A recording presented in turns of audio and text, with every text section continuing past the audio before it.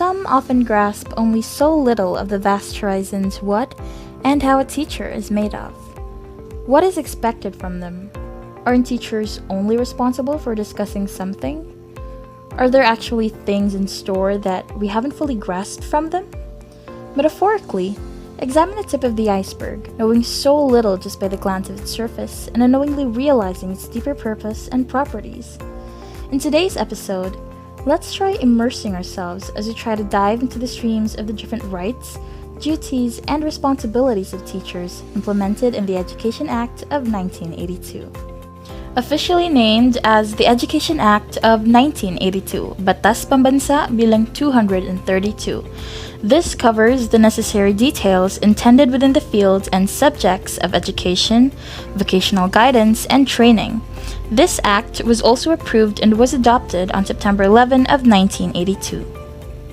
This implies that such an act is responsible for establishing the rights, duties, and obligations in the field of education and the people under this community, where it covers the rights and what's expected for those involved within the academe, particularly the students, the teachers, parents, staff, and even the school in and of itself.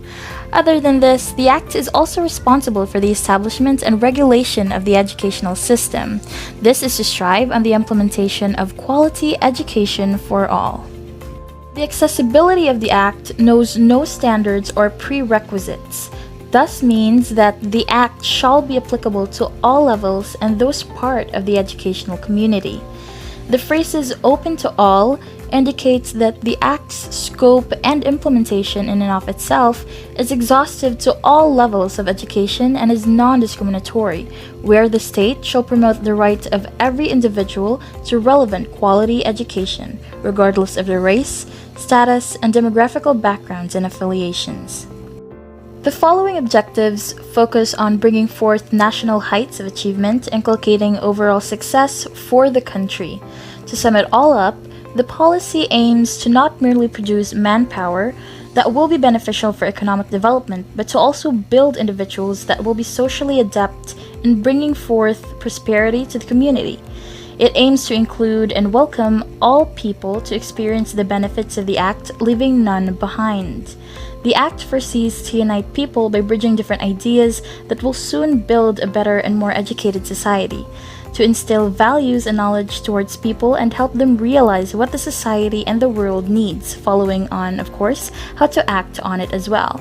And lastly, it aims to give importance to the value of intangible cultural history through the wealth of knowledge and skills passed down through the ages, thus making it imperative for building a better foundation of education towards the world.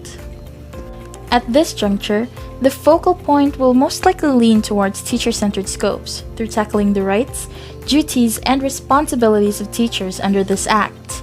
Thus, the information that will be shared today is solely regarding the perspective intended for teachers, and less on the Act's implementation and educational implications. Now, you've been briefed about the basic overview of what this Act implies. It is about time for you to know the rights, duties, and responsibilities of teachers to be discussed by Jake Lou Cababan. Rights for teachers. Teachers as school personnel. Section 10 of Chapter 2, Rights. Free expression. Be provided with legal service. Establish, join, and maintain organizations of their choice. Be free from involuntary contributions. To sum it all up, the first right is something that can never be compromised. Free expression is but a natural law that should be recognized by everyone. The only thing that makes this as an offset is when they abuse the mentioned First Amendment rights. Rights are essential for teachers as it serves their basic protection under the law and their medium of exercising their duties and responsibilities.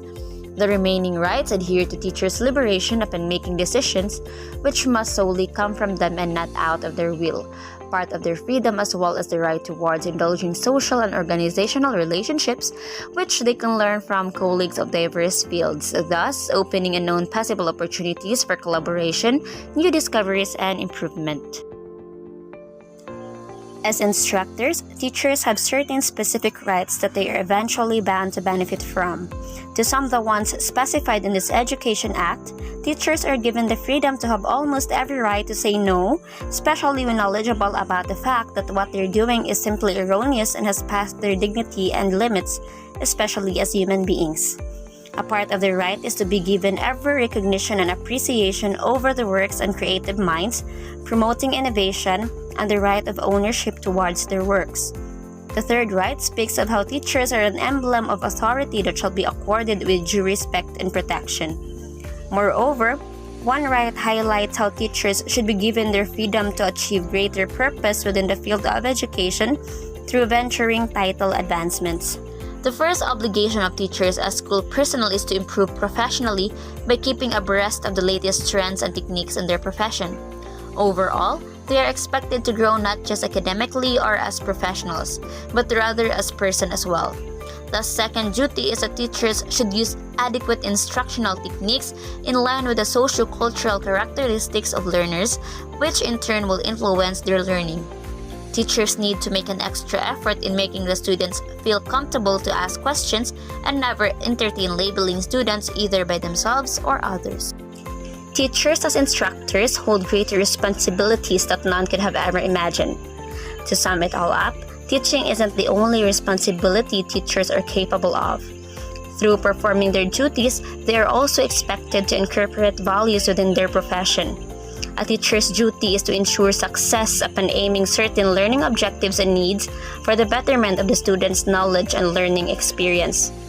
As teachers, one must be objectively fair so as to create balance within the classroom and thus prevent inequality to surface. In many societies, teachers are looked upon as the individuals who can help to bring about positive changes in the lives of people.